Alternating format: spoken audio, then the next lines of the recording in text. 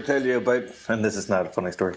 Well, it is funny, but it's a re-story I'm saying, about the time we went to the cave in Virginia.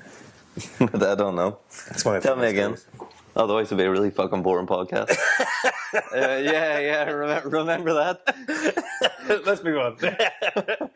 No, so this is over in America, in Virginia, when we went. We were visiting my father-in-law, and he at the time lived quite rurally. Mm-hmm.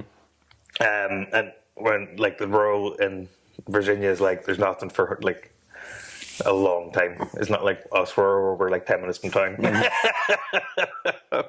So they had their own fun. They made their own fun. But one of the things around there's a lot of caves that you can explore. You know, like not man-made, just but how the cookie crumbles. You know. Yeah. And I don't think caves are man-made. People man-made caves. They do. They excavate them. Is that not a tunnel then? When did the cave become a tunnel? Does the tunnel have two ends? And a tunnel has two ends. But so do you. So It's very philosophical for a Saturday morning, man. You're gonna have me on the drive home thinking, Am I a tunnel? But so I can close my ends though. You close my ends. Look at a tunnel, Jerry. Am I a gated tunnel? Fucking hell, this is going off a rails. This is early innings as well. Are we even a minute into this fucking podcast? I think so. But what's going on? I'll tell you the rest of the story. Tell me about these fucking tunnels. The caves are not tunnels.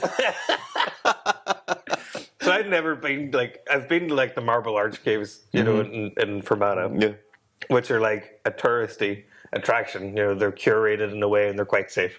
Uh-huh. But this is just random caves, right? Mm-hmm. And so our father-in-law organised for us to go. Are we talking caves of the same scope and scale as the Marble Arch caves? Yeah, huge. I'm talking not like a wee cave where you just go and stand there. Yeah, this a whole, that's kind of what I was thinking. Hours long going through it. I'm okay. talking about. I was thinking like caveman caves. No, so her father organised, he had never done this before, he'd never gone in the caves, but he knew that people did it around, so he organised that we'd go and do it when we were visiting. This is a good number of years ago. Mm-hmm. And we had, the way it works is that they have like one whiteboard at the start of the caves where you go with a guy. So we had to meet a guy who was going to take us around and show us the caves because he knows them. And he writes up on the whiteboard, you know, we left, there was 4 of us at 11 o'clock on Saturday, let's say. And that means that if we don't sign out at the end, the next person that comes is like, they're stuck in there, let's go get them. So it's quite a simple but effective system. Mm-hmm. So we're meant to meet this guy at, let's say, 9. And this is the middle of nowhere. There's no cell, there's no phone signal. There's nothing, right? And he just doesn't show up. So we're just sitting there for ages and ages and ages. And eventually our father-in-law drives back to the house to use his phone to phone the guy. Mm-hmm. It's like 45 minutes later. So he phones him. Very clearly, according to him, wakes him up. He clearly, wasn't awake at all. Yeah. And he just shows up like 15 minutes later, stinking of booze. Like, he's clearly been on the sauce, right? Okay. So Laurel already is a little freaking out because that's a little too much for going into caves for her. But I was grand. It's fine. Sorry. I thought that these were caves that they would have just explored of their own accord when they were younger. No. No. Okay. These people that are doing this are like caving enthusiasts. Okay. And there's like all these connected caves and stuff. But anyway, spelunkers. That's exactly the word. Uh-huh.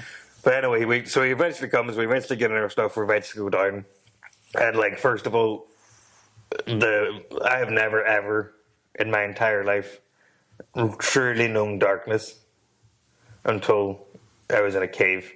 That also sounds very philosophical. Well, when I'm saying you think that you understand what dark is, but then everybody turns off their lights in the cave. There's no wee crack of light coming from somewhere. Mm-hmm. There's no moon. There's no nothing like that. It's just absolute pitch black, and it was I wasn't scared. I'm not saying that as in I'm so brave. I'm saying that wasn't the feeling. It was just such a disconcerting feeling. As soon as it was that black, it was this can't be good. Do you know what I'm trying to say? It was really, your eyes are trying to adjust to it, and there's nothing to adjust to. Mad. it's like a cosmic horror type of darkness. It's not like a. It's not like a fear of the. Well, I suppose it is a fear of the unknown, but it's like it's the it's a fear that unknown, it's a fear that there is fucking. You know, you can feel that there's a whole fucking universe or something, and you're just not connected. Like you're not connected to it anymore at all. And there's like dead like raccoons and stuff just lining the stuff. Like this is well down already, like into the cave. And there were some beautiful, big, massive like rooms, so to speak, with like stalagmites that have come down. Because that's one thing I remember from my grandfather, that when the tights go down, the mites go up. So that's why I remember this. Pervert. Exactly, he is a pervert. But anyway, so we got through. There was parts of this where I didn't know I was going to fit, and I was a lot skinnier then than I am now. Mm-hmm. It was tight going, like I'm talking, like it was real caving. Is what I'm trying to say. Mm-hmm. This wasn't for tourist situations. It wasn't like Marble Arch caves or nothing. I was like, there was parts where I thought that I was going to fall and die because we were like, a 2-foot ledge above like a 20-foot drop of like stalagmites at the bottom. Mm-hmm. All these sorts of things. But we got through it. I had a really good time. I would do that again in my head. I was like, that was really good fun. It was like a good experience. I'm glad that I did it.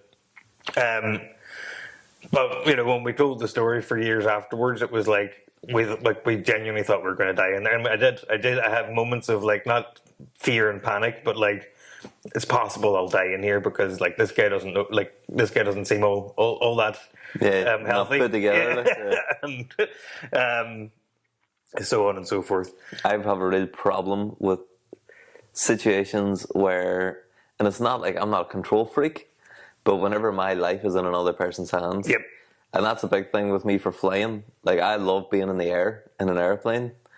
But you want to be the pilot? I hate the fact that if anything goes wrong, I have no fucking. I can't land this thing. Like whereas most other like areas of life, like I feel like if I was anywhere in the world and civilization ended, I would be able to get back to Ireland somehow. Yep, you know what I mean? Figure it out. Like a little cat. I'd find my way home, But like in the air or down in a fucking cave, if your guy died, like if he just fucking keeled over, he had enough of the whiskey. Like, well, you guys are cooked. Let me get You're to the story. Because oh no. So found out a couple of years later. So we have our experience, and it was mostly positive. Mm-hmm. A couple of years later, it was in the paper. Then, same guy went in the same caves with a troop of Boy Scouts, and halfway through the cave has a heart attack and dies in the cave with the troop of Boy Scouts. So they had to like find their way back themselves and like get somebody to go and get him, but he was like pure dead already. Like there's no way.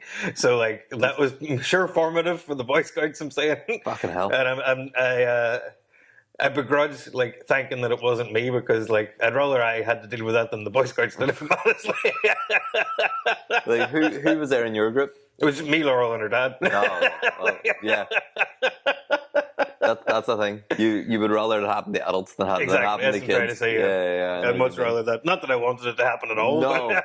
But like, yeah. But if bad things happen, you want it to like. I mean, that's a bad thing. You don't want to wish bad things on the good people. Yeah. But like, if bad things are going to happen, you want it to happen to. It's competent people. Competent people. Yeah. I was looking for the opposite word of vulnerable people. Yeah. But you're not invulnerable either. So thank you for that. What you're saying about flying, so I have this, and I don't know, like I see it, you see it on like TV and stuff, I'm sure. But normally what happens is when you're on the airplane and TV, I'm saying, mm-hmm. or in a film, like a stewardess comes down to a random child and says, "Would you like to meet the captain?" Mm-hmm. That's how it goes in there. Yeah, it doesn't fucking literally never happens. Maybe it happened before 9/11. No, I'm sure it didn't even happen then. Well, maybe it did. Maybe you're right. But I make it a point every time I take a kid flying that I'm going to see the captain. Like the kid's going to get to meet the captain. Oh, yeah. So every single time I'll say to the air hostess or whatever, he wants to meet the captain at the end. Is that okay? And they'll go and figure it out. And every time they do, every single time, they never say no. But that actually makes me feel better about flying as well, because when you go in there, it does look a bit mad, obviously, because there's like so many lights and controls in the cockpit. It just looks like it looks unmanageable, realistically. I think it's so easy. I don't even think half of them do anything. I'm sure they don't. I'm saying, but it looks unmanageable. I'm saying, I'm sure it's not that difficult at all. But the pilots, and I'm talking like we've done this on like transatlantic flights. We've done them in just like 20-minute flights and so on and so forth. Every single pilot has been like, first of all, like pure nice to the kids. Like they have like they're like excited that a kid wanted to meet them, because nobody does this. Obviously, I'm the only one that does this apparently. But they also seem very competent. Is probably the best way to put it. Again, I actually feel better about flying after going through this with the kids. I get what you mean. Because whenever they come on, they always come on with, "This is your captain speaking. We are There's there most of the time. But the thing is that I always feel better if it sounds like some real posh English bastard. Like see if I like see if that is some repressed. But any other time in my life, anywhere in the world, the last person I want telling me what's going on is a posh English bastard. Except on an airplane, I'm like, yeah, you know what? I'm happy enough here, This is some like little rich kid that's fucking daddy's put him through pilot school. But like if it's somebody from like, if we get on and all you hear is like somebody from fucking like Tala in Dublin,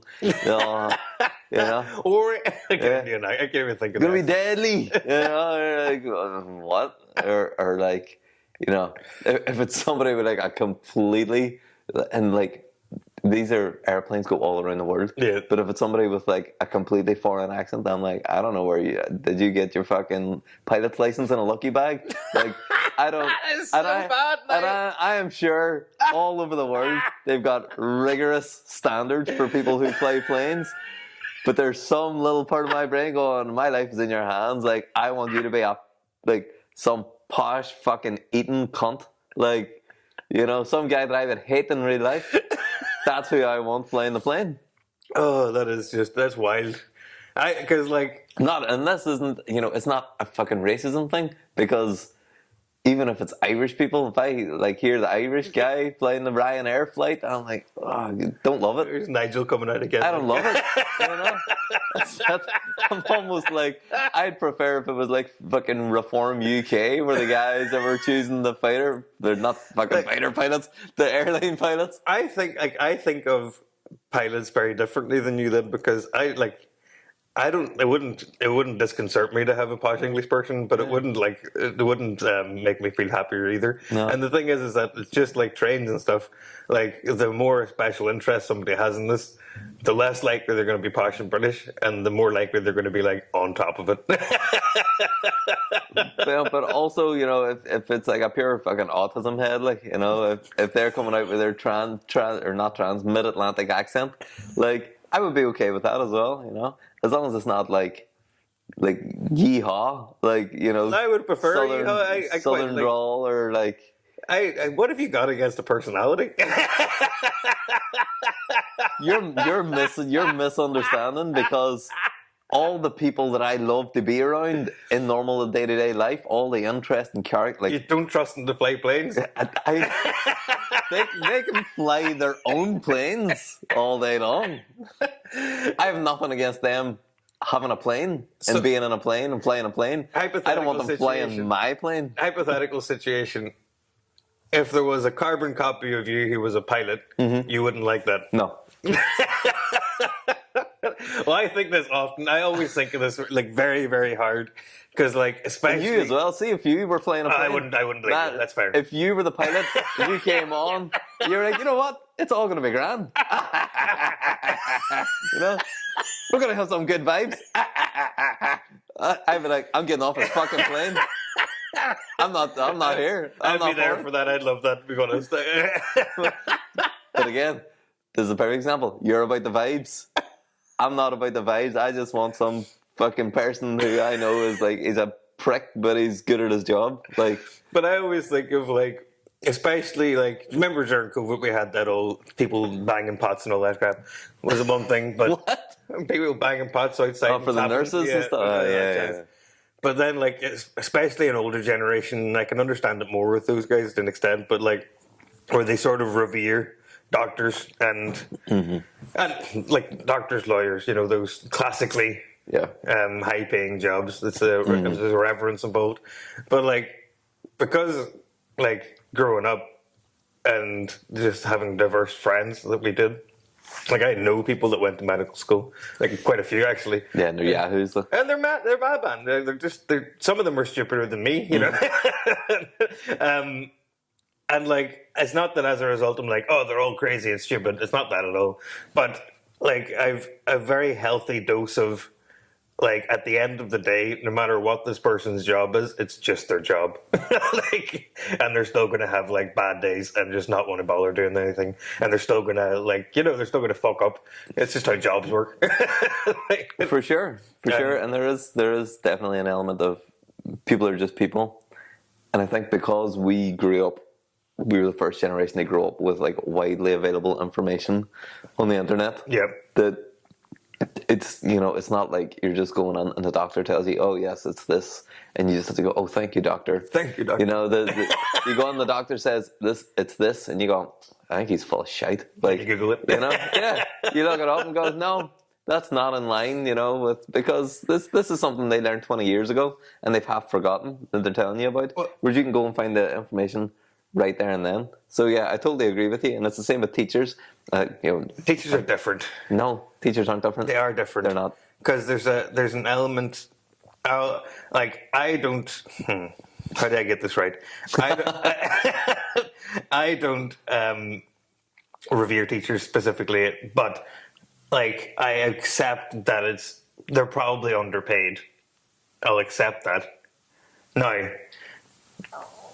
before I continue, like I'm not against teachers making more money, but what I still haven't been able to grasp the concept of is like going into a job, like training for a job, like for years, and going into it, knowing this whole time the salary bands, getting there and him making that salary, and then protesting about it. That's the part that I struggle with. But I agree, they probably should get paid more, no question about that. I've been through, especially with the kids, you know, they've had some really good teachers that I'm like, God, you specifically should be paid more. And some of them, like, maybe you should give that person some of your money. It's such a weird one because... But the idea of teaching especially is like what teaching quote unquote used to be well before us, I'm saying. You know, it's this training to the test situation. I don't know if there's a better like way to do life, or if there's a, you know, how do I put this? Like I understand like all the subjects they have to do, especially when they get into like secondary school. You know, like geography and shit, like all of that. I hated it, but like you take parts from it. It's all about like there's life lessons being learned, so to speak, and applying theories. And you know, people always talk about I'm never going to do Pythagoras when I grow up or whatever bullshit. But like you do, and even if you don't actually in your job, like you use those problem solving skills in other ways. You know, I understand all that. I get it, and I'm not against like learning about those things. But I hate the way that it's like standardized in the test way. That's the training to the test. I feel is like the worst possible way, which is not a hot topic. Obviously, it's not like no hot take from the it's not controversial. But like, what even is the better way is the other thing, because like you need some structure there. The problem I think I have with it is that, and like I came up through a very traditional education system of you just go and you go through school, you learn, you do. Like I was a straight A student, you know, so it's not even like, oh, you know, I hate this because like I was very good in school, very book smart, got on the fucking university, no problem, hated university, left that into like a technical qualification, graduated with a distinction there, like, you know, that like the highest that there is. So it's not like I'm not coming at this from a place of like, oh, I think the education system is I was stupid and therefore it was you know, wrong. it's like I was absolutely the ideal candidate for current way of like educating people. Complete fucking waste of time. It did not prepare me for reality, life, the real world, in a way that there's a lot of people that go on and go through the education system, but then, you know, like people that come from money, they learn about running businesses and, you know, wangling the tax system and all that kind of shit. They learn that from their family who has been doing it for a couple of 100 years. Well, this is what I would like to say is that like they're like right now we're going through transfer test with my middle kid. Yeah. And I want to say a good 50% of the work he's done has been with me and not his teacher. Yeah. Just the way it shakes out. There's a lot of work to go through. There's a lot of like practice tests. I'm marking the tests, like giving them the things. Not because like that's the sort of thing I would do anyway. Like it's expected of me from the school, which it's quite a lot of work for me. I mean, but I'm saying that what I'm trying to say is like I also, and I don't think you want this, but I also don't want a curriculum to entirely shape my child's views. That's our job as well. Yeah. Like and I think like I take a lot of like pride's maybe the wrong word, but like I put some effort in and very I put a lot of like sneaky effort in to like quietly shape how the children see the world, you know, without like telling them this is right and this is wrong, you know, letting them make their own decisions, but like sneakily giving my little point of view in there, obviously. Well, I also do a lot of that, and especially with my gear, because the fact that like me and her mother don't really see eye to eye, and her mother is an educator as well. She works in the education system, so like that would all be baked into like her home life and her everyday life is like, you know, education, you know, achievement. So I kind of have to sit on the sidelines and just, you know, quietly just go, well, that seems like a fucking waste of time. Like, you know, just for the odd wee thing. And I go, sure, that doesn't make any sense. And then she's going, no, it doesn't make any sense, does it? Like, but if I can't explicitly come out with it. Exactly. Or else, especially, you know, the teenage girl, she'll be like, you're stupid, you're wrong. Yeah. You're like, even if you know, so I have to just. It's choosing your moments. I got to make her reflect on things and use her own brain and engage her own brain, and I think that's something that the education system is taking away from people. Actively, they don't want people to use their brain. They want people to be able to perform enough to do small tasks that are required for society to run. They don't want them to engage their brain and actually step outside and do what's best for them personally. They just want them to do what's best for society, sometimes at the expense of the individual. And that's kind of what I have a problem with, is that the education system is entirely built around that. And even the good teachers who are going on, trying to do right by the kids, trying to do the best for them, they're trying to do the best for them by like getting them the best scores in the test, you know, as you say. And I don't necessarily think, I don't think they're coming from it from a place of malevolence. No, they're not. But I think that it's overall a malevolent system that they're a part of, it was built by the fucking Carnegies and the Rockefellers and the Rothschilds. They make a fucking worker drone, worker bee, that basically manufactures people that'll go into their industrial to make them money, you know. So they're just building people, and that's why it doesn't tell you this is how you be self-sufficient, this is how you fucking grow your own crops, this is how you start your own small business. They're like, this is how you go and get an education, then you can get a good job. Like, that is what they've been doing since we were kids, and that's what they're still doing. But it doesn't work now, like this, and it didn't work then even. Like, but no, I mean, fucking, it made more sense then. We like there was a very, how do I put this properly? There was like back in when, probably just before us, realistically, there was a very straight line of like, if you do well in school and go to university, you get a good job. That was just how it went. Well, I graduated out of college, like high school, college, like at 2008. I was going to university. just during like the greatest financial crash of our just time. Before us, so that's what I'm trying to say is that was a real thing that happened. And like, if you didn't do that and you went into a trade, you're still grand, but you don't really need all the school stuff for that. And I don't mean that in a mean way, as in like they learn all the things you need. So it still kind of made sense, but now like degrees are a dime a dozen. Like nobody gives a fuck about a degree anymore. Like they surely don't. Like they might need it just to get a leg up on somebody else that is also in the running for a job. But even then, like it really comes down to like you as a person, and you know. But I don't think there is no careers anymore. You know, you're sort of hopping. There's no like staying at a place for 40 years. Well, I'm going 12 in this one so far, so I'm doing okay. I know. But do you see yourself there in 10 years' time? I do. Yeah. See yourself there in 20 years' time? I hope so. Do you? Yeah. I know it sounds bad, but I quite like my job and it's works well for my life, and you know, it's pretty much what I know now as well. You know, and if I can't be there in 20 years' time, we'll probably be somewhere very similar. You know, that kind of is my career now. You know, but yeah, I mean, careers, as I see it, are people working in industries now. So you're in an industry, but most people, I think, every 3 to 5 years, they're going and they're working for a different company. They're moving to a different department, a slightly different thing, and then you know, it's not like, you know, you start off here and then you get promoted and you get promoted and you get promoted and you get promoted.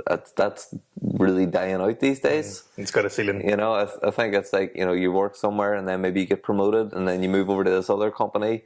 Kind of diagonally you move up, you know, so you get promoted into a different company, and you're sort of having to hop around and within your industry to sort of make a career.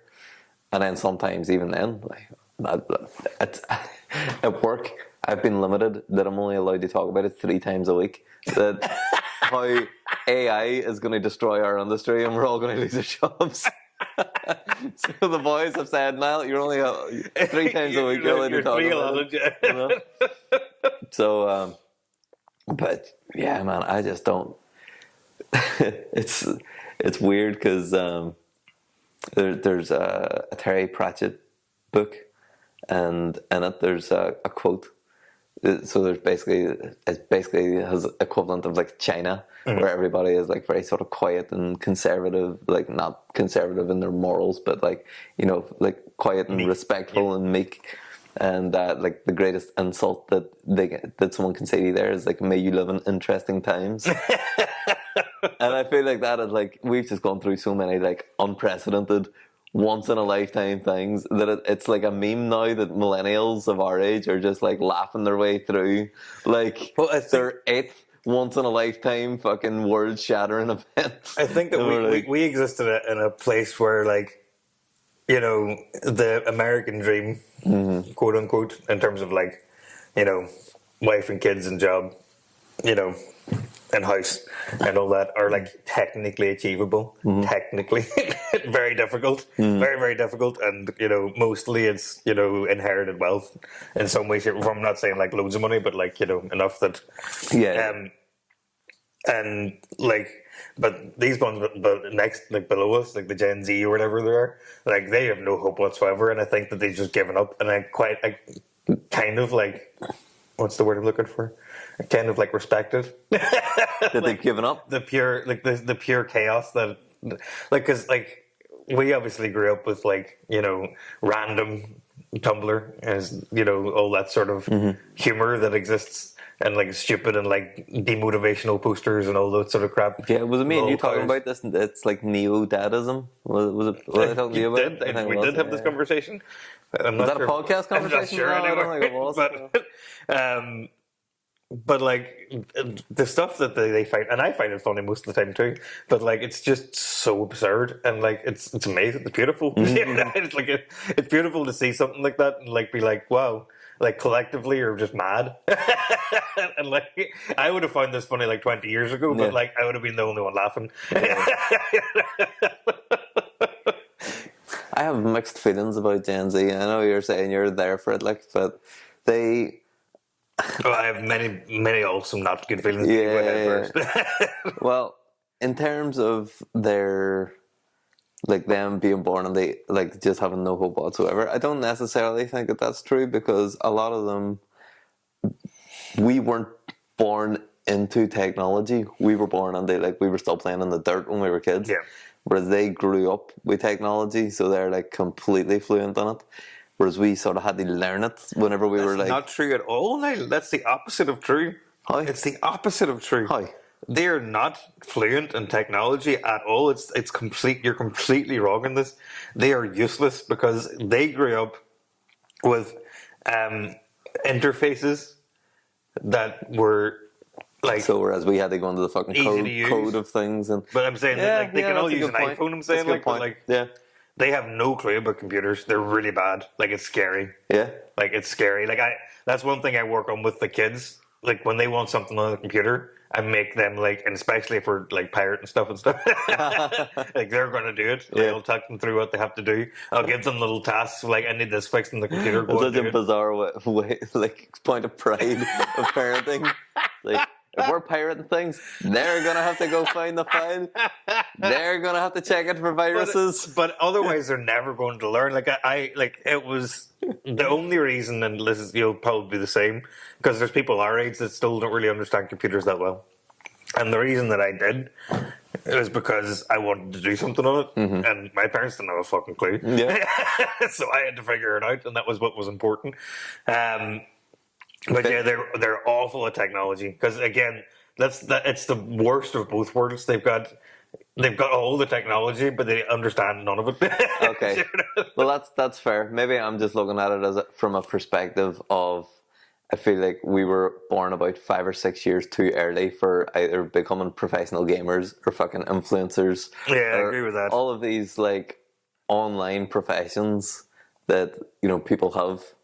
I feel like we were just a hair too early for all of that. Whereas people who were maybe like 7, 8 years younger than us, I feel like they were born at just a prime time for whenever everything was kicking off on the internet, and you could make a living on that. Yeah. And, you know, digital nomads and all that kind of shit that are out there these days. I could be a digital nomad today, though. You could be a digital nomad, yeah, but you can't really, because you have a whole sort of life that was built. Based on my job alone. I'm saying only that, because otherwise, no, I cannot.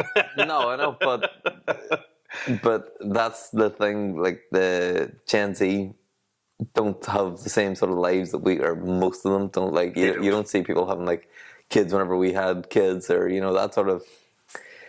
That could be a very local thing, though. Yeah, but I don't know, because there's also, like, you go to Belfast and a lot of people our age don't have kids. We talked about this before, and it still throws me off. It's weird, and that's just a few miles up the road. So maybe that's quite a local thing.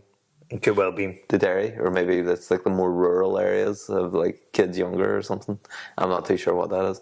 But anyway, the point that I'm trying to make is, like, Gen Z, I don't think that they have zero opportunities, and no, they don't.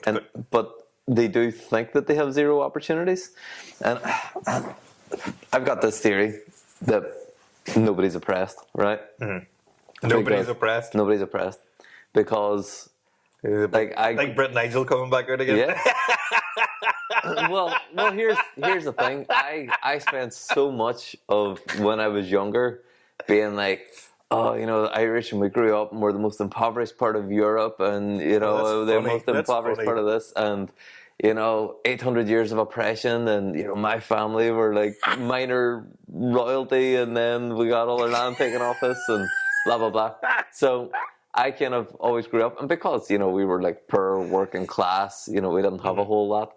It's so easy to look outside of yourself and go, oh, it's all of these reasons why I have the life that I have, or we have the lives that we live, or Derry is the way that it is. Yeah. And you can look and go, all right, you know, we're not being invested in by, you know, the UK government doesn't want us, the Irish government doesn't want us, the Stormont government put all their investment in Belfast. So for loads of my life, that was the way that I kind of thought. It was like, oh, you know, we've been very unlucky compared to the people you see on TV living in America. They get everything. Everything's cheap. Everything's, you know, like they have a lot of stuff that we don't have. So looking at that, and then a few years ago, and it was like in the last 10 years, there've been so many people acting like a fucking victim. Yes. Everybody you look acts like a victim. and it started really bugging me, and I was like, this is so fucking annoying. So I stopped all my acting like a victim thing. So now anybody that comes at me is like, oh, but we don't have the same opportunities because we're black or gay or women or whatever. I just kind of in my head mentally go, anybody, any of us right now can work our balls off, go on the internet, start a business, do whatever. We all have access to become millionaires, like off our own back. Everybody has access to the internet. Everybody has access to all of these facilities. They all have human knowledge for free. We are living in even though there's absolutely a glass ceiling and there's very little social mobility, but anybody from any background is able to become a millionaire and set themselves up financially and, set themselves up for life. If they do it, there's a really big gap for a podcast, but if they be smart about what they're doing, which means that the only limit that you have is the limit of your own ability and your own competencies. So I don't think that anybody that's going to say that because of their social class or where they were born or who they are or what skin color that they have or whatever, and they say, oh, I can't do this because of that. But then you got some fucking guy in India that's scamming people out of hundreds of thousands. I did not expect that to be one of your get rich schemes there. Yeah, so morality's out the window in the scenario. You're talking about just purely... Oh yeah, I'm not talking about morality. Okay. I'm talking about... I didn't know that was coming there. I'm talking about if you want a better life, you can build a better life for yourself. You can become a millionaire. You can make all your dreams come true. Nobody is stopping you from doing that. You have the ability to do that right now. So you're not oppressed. Well, I'll tell you this. Okay. That there's one person stopping me from doing any of that. Yourself. And it's me. Yeah. So I am oppressed. I'm oppressing myself now. Well, there you go. But that's exactly what I mean. And this is probably why Emma gets annoyed at me because I beat the shit out of myself all the time. Yes, you do. You're way worse than I am. I accept it. I'm like, it's grand. No, but it's because I have this belief that anybody can achieve anything that they want to do. That I'm like, if I'm not where I want to be in life, it's my fault. Yeah. You know what I mean? And it's liberating, but it's incredibly crushing as well that you've got all of that weight on yourself. No, you see, this is classic Niall stuff again. Yeah, this is all the boys at work call it Catholic, or all the Protestant boys at work call it Catholic guilt. Catholic guilt. It's not Catholic guilt, not at all. Me and my wee locked door cat here, not nearly as guilty as you. But I again, the pure. I don't know when this happened. Just like you, I don't think I ever grew up. And it's just because I think the way my mother specifically would speak, I wasn't allowed to be a victim. You know what I mean? And in some ways they protected me in a lot of ways, obviously. But say, if something went wrong and I was the direct cause of it, then it was my fault. It wasn't they're being harsh on you or anything else. And I've always thought that way. And I think to a fault, because sometimes it's not even a cop out. It's just well. Not going to bother with that. My problem. And I quite like the control of being able to say, fuck it. Yeah. Where you don't like that at all. No. You don't like having that control. You want somebody else to make it happen, to shake you and say, you go and be a millionaire now. But it's not necessarily that I want anybody else to do that. It's just that I remind myself that anything that I want in life, I can go and get. I can do it. You can achieve, yeah.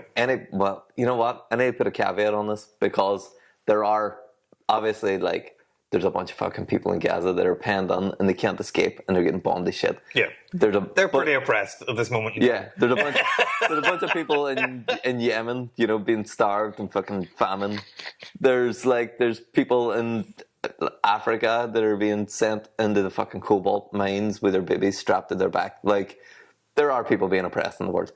I'm not saying nobody is fucking oppressed, but the average bystander that's oh, you fucking, I understand. You don't use my preferred pronouns, so like that's a weapon of violence against me. I'm like, no, well, hang on, fucking relax, would you? Like, you know, it's yeah. I mean, or people saying, oh, I'll never be able to own a house. It's like, well, you know, fucking just scared selling pictures of their fucking feet for like thousands.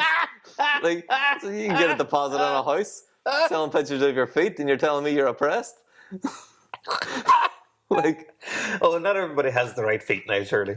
I don't understand how feet work when it comes to this scenario, but you can make AI pictures of feet and sell them to people and say that it's your feet. Like, the world is your oyster. You can do that too now. I can do it. This is what I mean. This is why I feel. This is why I beat the shit out of myself. I could be selling. I could be selling. I could be selling AI pictures, pretending it's my feet, making a month. But I'm not. And I'm struggling. Like, and it's my fault, Nate. I love it so much. Like, I've been through so many harebrained schemes in my head of like, but and very rarely do I follow through on them. But like, not once has it been, do you know what I could do? I'm going to get pictures of feet, make them from AI, and then sell them. And this is why me and you aren't millionaires. This is true, actually. You know? And somebody out there is. Somebody out there is making hundreds of thousands selling fucking porno images that they've made some AI generator, just churning them out. I see. They're selling them on fucking OnlyFans, $5 a month. Thousands of people in it. Somebody out there is doing it. Well, this is it. But it's not us. It's not us. Which I don't know if it should be though, Niall. But this is what I'm saying. you gotta take morality out of the equation. All I'm saying is people have the facilities to build whatever life that they want to have. So whenever you're saying, oh, the Gen Z or they have no chance, I'm not on board with that. I'm not saying they have no chance. I'm saying that I think anybody can have any life that they want to have. But surely there's and that is probably what the American dream once was.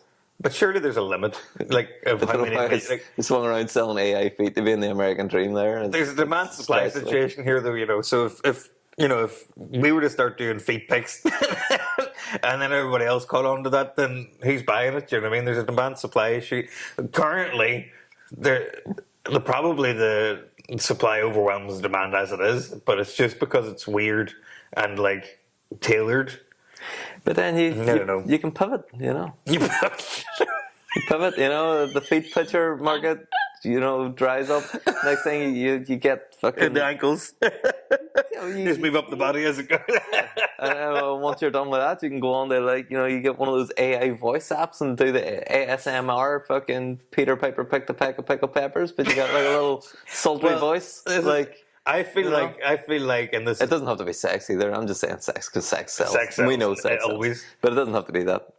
But I just like you said about being too early for it. I truly believe if I was like 3 years younger, like I would have like spent all my time on YouTube as a kid, like as an 18-year-old especially. Mm-hmm. I would have done everything I could to be a YouTube star. Mm-hmm. Just 3 years. That's all it would have taken. That's the only difference in it, because.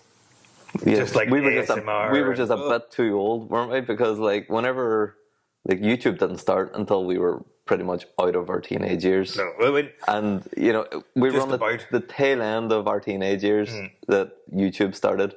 We were out running around drinking and getting gallivanting exactly.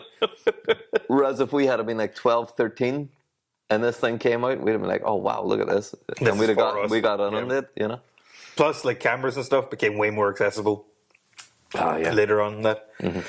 But yeah, like it's one of those funny things that like I don't understand now at this point. Back to the original point, is that like, is it best to like school, university for the children? I'm saying, like my kids specifically. Like in part of my head, I'm like, I want to try and get them to do a trade, and not even for selfish reasons, not because I get free plumbing out of it or something. You know, just like, is that a better setup for them for life? Because like, I absolutely think it will. I 100% agree. I think that, especially plumbing, like it's impossible to get a plumber, but and it's not going to be AI'd anytime soon, theoretically. Yeah, it's like, is it? was it Into the Pandaverse? You know, the South Park. Yeah, I don't think the South Park movie Into the Pandaverse. The whole overarching thing is about how like Disney puts like gay diverse women into everything. So it's South Park doing a parody on that, but the you know the way they have like a subplot that goes on underneath. Yeah. The subplot is about like something breaks in like Randy's household, and Randy gets a handyman to come in, but he, like his oven needs fixed, or the oven door or something, so he gets a handyman to come in. Then the handyman doesn't have time because he's so busy. It's because nobody can do shit anymore, because everybody's all just got white collar jobs. So there's all these people that, you know, are like geologists or fucking, you know, news reporters or like lawyers and stuff. But it's all the handymen and the people that have trades that are in massive demand because everything's starting to That's the way it is right break. now. Yeah. But so this is like maybe 3-4 years ago that they did this, and was like, this is the way things are going. And it's as the show goes on, the handymen keep on showing up with like better trucks, then they're in Hummers, then they're in limousines, and then they got the big fur coats, and like, you know, next thing they're like the plumbers are fucking, you know, fighting with each other. They try and go to space first and all, like the, you know, like the billionaire space race, and like, but it really is going that way. And especially once AI comes along, it's either you're going to have to be really fucking good at AI and creative with it to make things that nobody else can do with AI, or else you got to have something physical that you can do, that it's not until the robots get good enough that you got to worry, you know what I mean?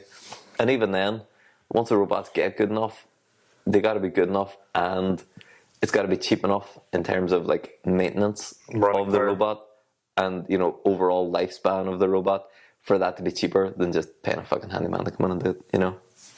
Until eventually there will be one handyman who thinks thinks outside the box, buys a fleet of robots, and then has a handyman service and just sends robots out to do his handyman service, which is probably what will happen. And it'll probably be fucking Jeff Bezos. Like, well, I don't know why I'm saying handyman. It's going to be Jeff Bezos. And he's the opposite of a handyman. He is a not handyman. He's handsy. He's a fucking hand. He's a handful of a man. That sounds like a compliment for a person in my head. No, he's a right handful of a man, he is. I suppose it depends. I think depends on the hands. I think if I'm saying someone's a handful of a man, it's a negative thing. But if a woman's saying he's a handful of a man, it's a positive thing. Do you know what I mean? Well, it depends if you're hearing it. But anyway, yeah. AI foot pics. Right, so that's what we're doing for the rest of the morning.